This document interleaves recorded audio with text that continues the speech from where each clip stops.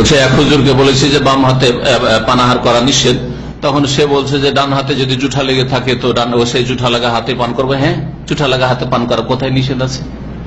জুঠা লেগে আছে, অসুবিধা, জুঠা লেগে আছে এটা থেকে যদি খান, অথবা আপনার বাড়ির গ্লাসও যদি হয়, অথবা যার বাড়ি মেহমান হয়েছেন, আর মূর্খ লোকেরা আপনাকে অভদ্র মনে করুক, তাদেরকে শেখান যে ভদ্রতাকে জিনিস, ভদ্রতা হচ্ছে ইসলাম পালন করা। কারণ শয়তান বাম হাতে পানাহার করে। নবী করিম সাল্লাল্লাহু আলাইহি ওয়াসাল্লাম কঠোর ভাবে নিষেধ করেছেন, লা ইয়াকুল আহাদুকুম বিশিমালিহি ওয়া লা ইয়াশরাব বিশিমালিহি ফাইন্না শাইতান ইয়াকুলু ওয়া ইয়াশরাবু বিশিমালিহি।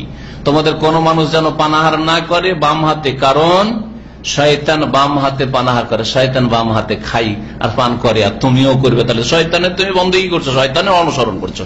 ওয়ালা তাত্তাবিউ খুতুওয়াতিশ শায়তান, কোরআনে আল্লাহ নিষেধ করেছেন শয়তানের পদাঙ্ক অনুসরণ করিও না।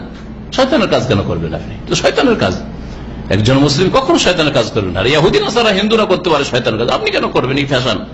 আপনি আপনার পানাহারে যেন বোঝা যায় আপনি মুসলিম। আপনি যখন জুঠা হাতেই এই বোতল খুলে পান করছেন, ওতে দেখলে বুঝে না এটা একটা মুসলিম আছে, কিন্তু বাম হাতে এদিকে পান করছে, খাচ্ছে আর পান করছে, তো বোঝা যাচ্ছে না যে এটা মুসলিম খাচ্ছে না মুসলিম খাচ্ছে, বোঝা যাচ্ছে না।